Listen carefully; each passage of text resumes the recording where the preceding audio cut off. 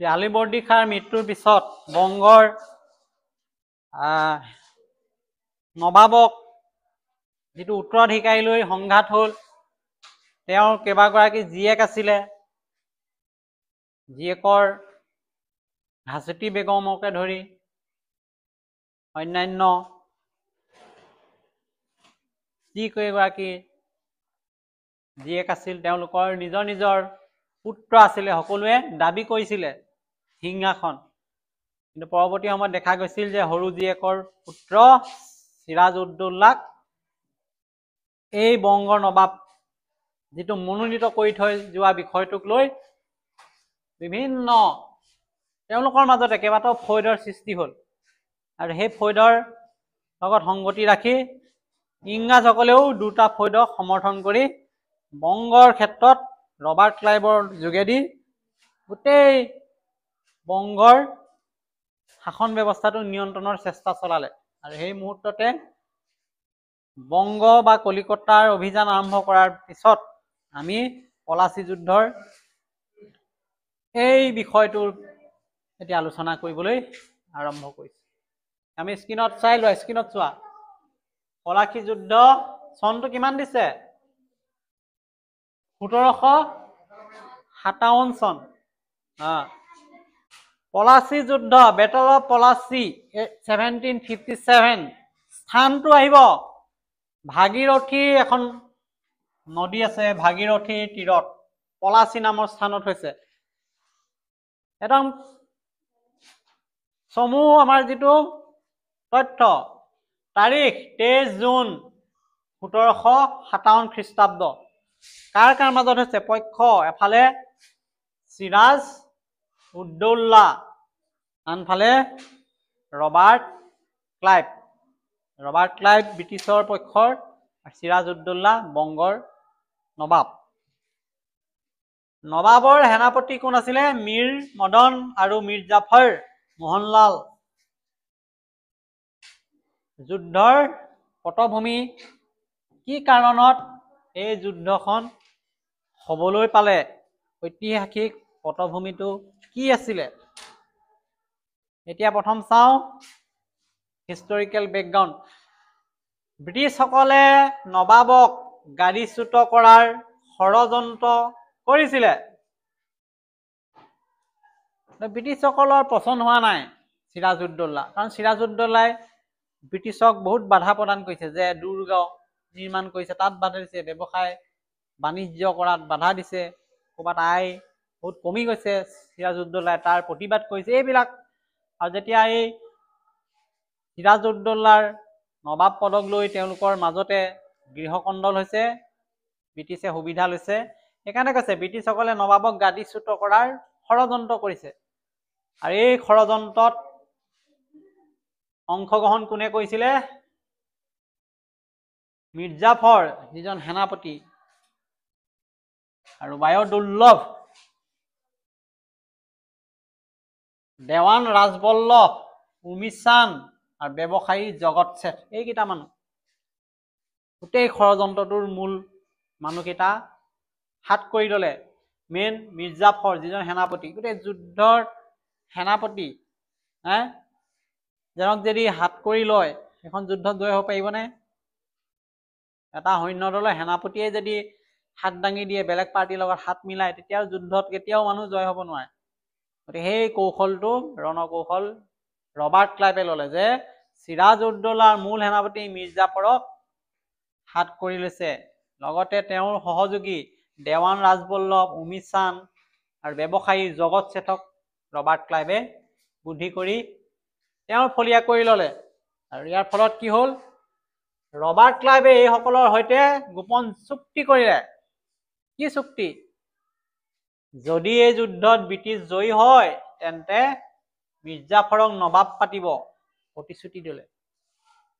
হয়নে? এজন সেনাপতিয়ে যেতিয়া এটা অফাৰ পাব, আমি অফাৰ বুলি কৈছো, যে আমাৰ ফালে আহা, আমাক যুদ্ধত সহায় কৰা, যুদ্ধত যদি তোমাৰ পাৰ্টি হাৰি যায়, ৰজা হাৰিব, সি নাহাৰে, নবাব হাৰিলে নবাবক আঁতৰাই দিম, তাৰ ঠাইত তোমাক নবাব বনাই দিম। ডাঙৰ অফাৰ হয় নে নহয়?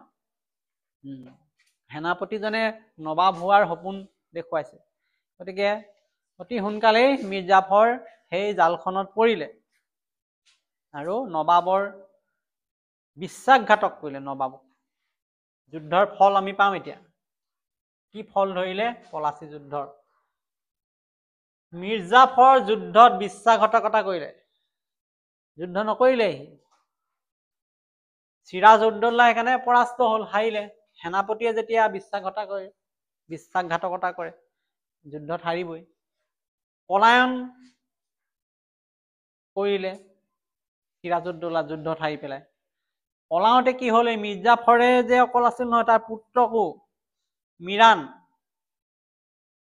জড়িত কৰিলে। মিৰাণে তেওঁক হত্যা কৰিলে। গতিকে পুতেকে সহায় কৰিছে বাপেকক, মীৰ জাফৰক, নবাব হ'ব বাপেক, গতিকে আগৰ নবাবক হত্যা কৰি দিলে। গতিকে এটা বিশ্বাসঘাতকতাৰ কাৰণে গোটেই বিশ্বাসঘাতক হৈ গ'ল। বাপেকে বিশ্বাসঘাতক কৰিলে, পুতেকেও কৰিলে। শেষত পুতেক কোনে এইটো আহিব, মিৰাণ। চিৰাজউদ্দৌলাক কোনে হত্যা কৰিছিলে সেইটো আহিব, মিৰাণ। মিৰাণ কোন আছিল?